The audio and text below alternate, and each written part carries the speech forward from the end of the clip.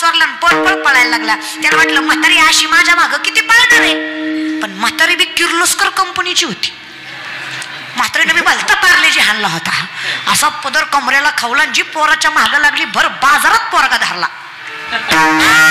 मारला, इतका मारला कोल्हापुरीच्या पायातल्या तिच्या 2 भाग झाले.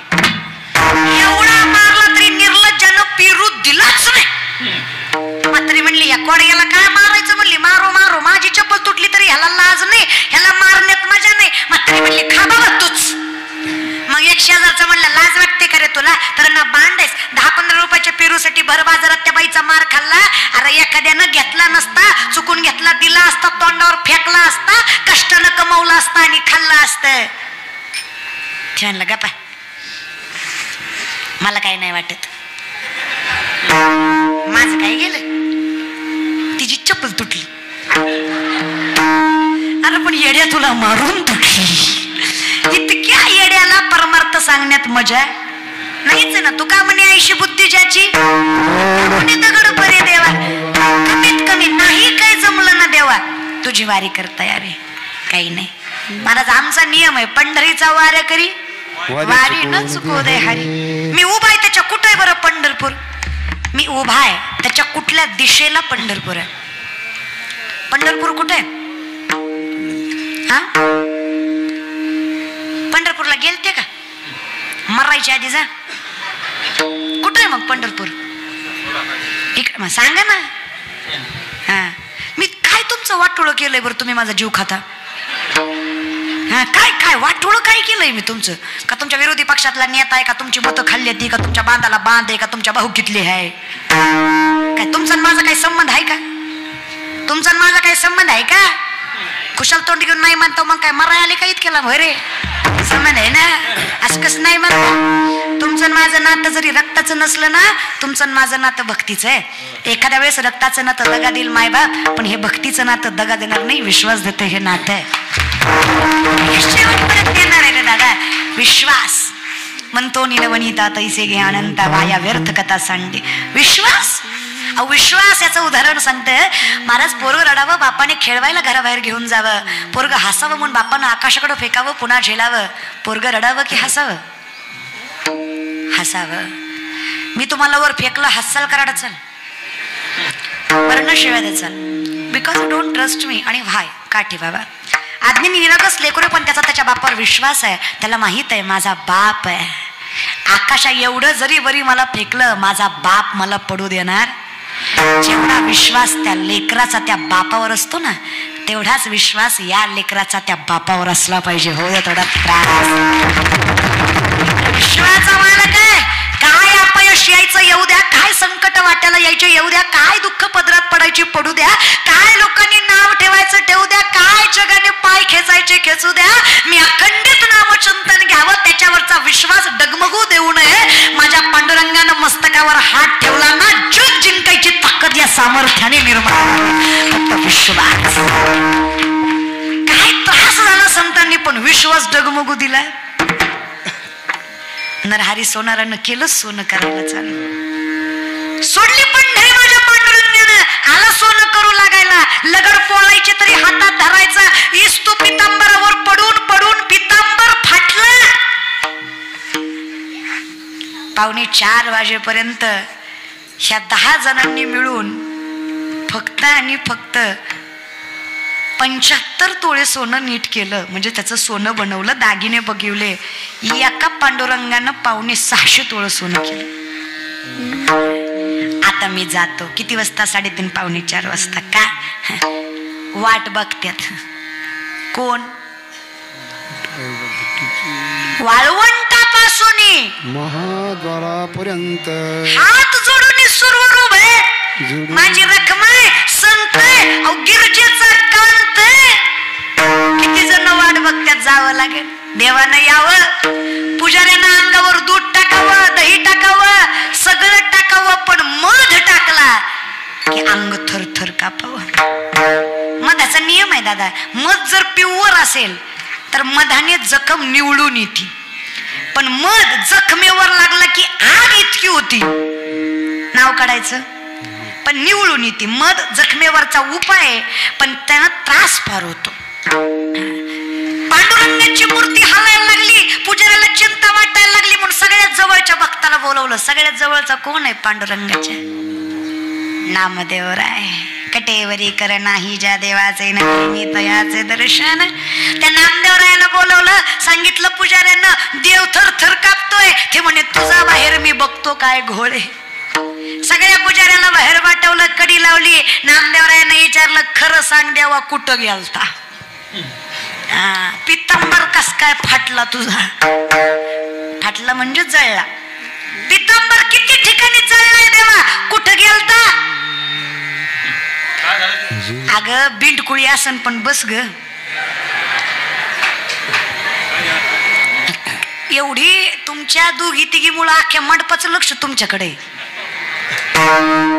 मरत नाही ह्याचा विश्वास मी देते, बसा. आणि मेलं तर तुमच्या इतकं पुण्यवान कुणी नाही. कीर्तनात मरायचं भाग्य कुणाचं बी आहे का? बसा जागेवर दादा. अरे कीर्तनात मरण येणं, अरे आयुष्य गेली कीर्तन करायची, पण मरते ती घरीच. सोपं आहे का? लय भाग्य लागते त्याला.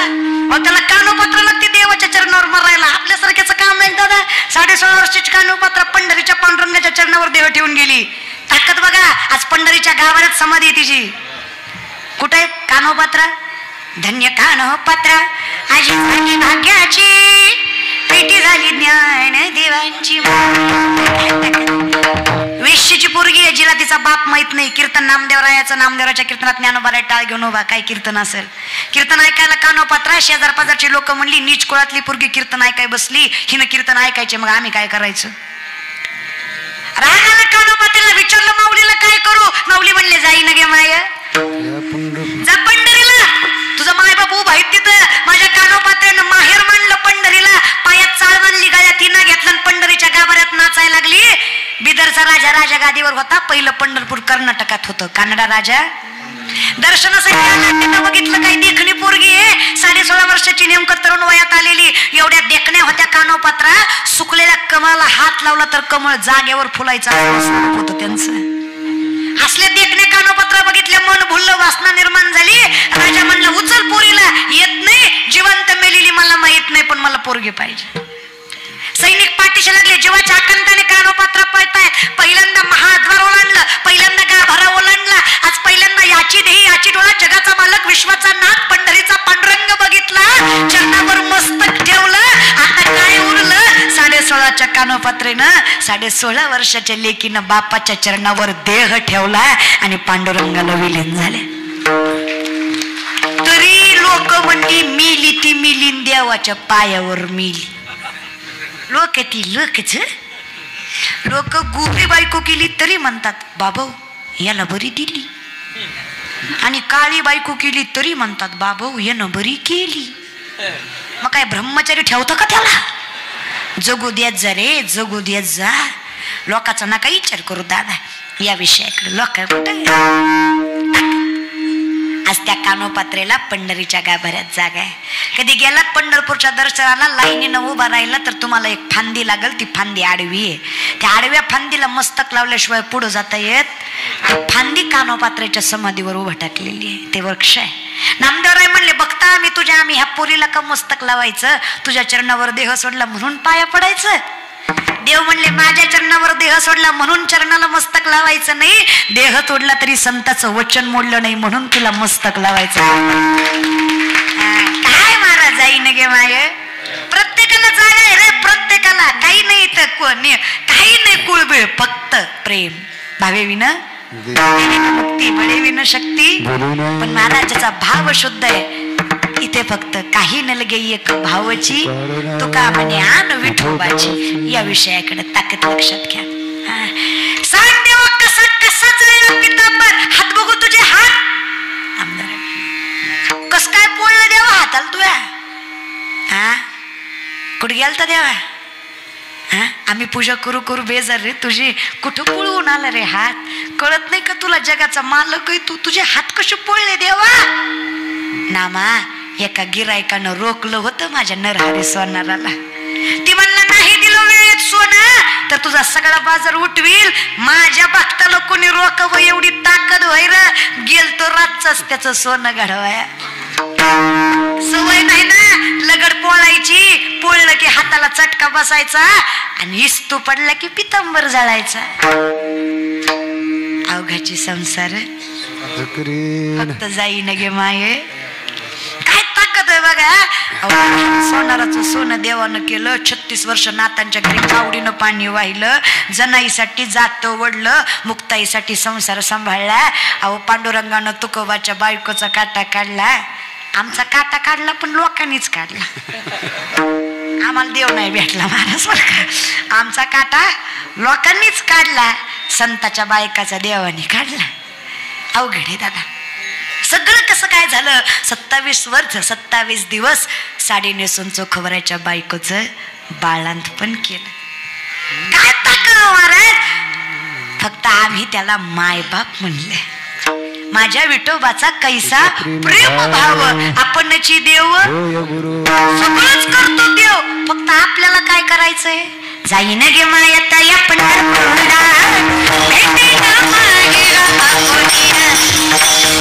आम्हाला मायबाप कळले पाहिजे. आम्हाला मायबाप कळले ना मग काय. आवली सुद्धा देवाकडे तक्रार करते. बरे नाही केले माझे माय बापे. माय बापे पदरी बांधिले भिकाऱ्याच्या तुटकाच विना. त्याला दोन तारा मारी रजरा पंढरीच्या मारी रजरा पंढरीच्या. पंढरीच का ताकद लक्षात घ्या. मी इकडं उभा आहे आता. इकडं मी इकडं तोंड केलं. कुठं पंढरीकडं. उजवीकडे पंढरी इकडे मायबाप. मी इकडं तोंड केलं. मी इकडं तोंड केलं पंढरीकडं. मी पंढरीकडं 3 पावलं चालले ना. माझा पंढरीचा नाथ माझ्या घराकडं 47 पावलं चालतो. इतकं मन मोठं माझ्या. सर्व सुकृताचे फळ मी लाहीन. क्षम मी येईन किंवा क्षेम मी देईन. क्षमा नाही. जगाच्या मालकाला आपण क्षमा देऊ शकतो का. माफी देऊ शकतो का. त्यानं काय जन्माला घातली चूक केली का आपल्याला. क्षेम किंवा क्षम याचा अर्थ आलिंगन. मी देवाला. देव माझ्या जवळचा आहे. आता मित्र जवळचा असल्यावर फक्त राम राम म्हणून जमतं का. काय भावा असं करतो ना आपण. काय करतो मिठी मारतो ना. जवळच्याला काय करतात मिठी मारतात. लांबच्याला नमस्कार करतात. आमचा देव लांबचा आहे का म्हणून आम्ही देवाला काय करतो. क्षम मी देईन मिठी मारावं. काय सांगावं. मी देवाला मिठी मारावी. देवानं मला देव. आपल्या सेवेसाठी नाही. सौसाठी. सौ याचा अर्थ सारखं. देव पहावया गेलो तेथे देवाची होणी आपल्या संसाठी करोनी. आणि जिथं मी देव झालो अवघाची संसार. आता मीच मला काय अवघड आहे मला सांगा ना. अगदी ती लवणाची गुंजरे सुदली या लवण सागरे. नोहेची माघारी परती जेवी. मिठाचा हत्ती केला सागरात नेला. 3 तास धुतला माघारी आणला.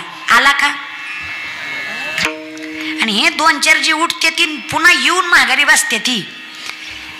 तुम्ही उठताय याची काही मला चिंता नाही. फक्त देवानं उठवून तुम्हाला ह्याचीच मला चिंता आहे ना.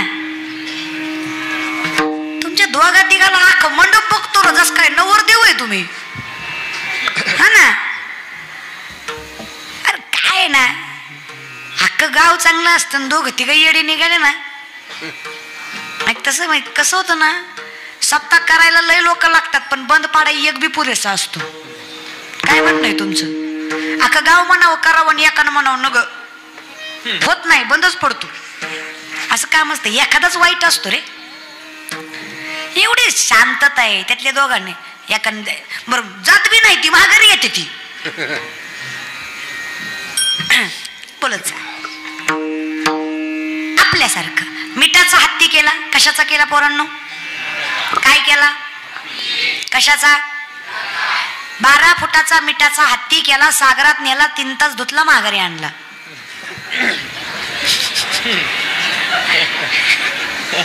माझा होता मी आणला. येईल का. असं मी किती हट्ट केला तरी येणार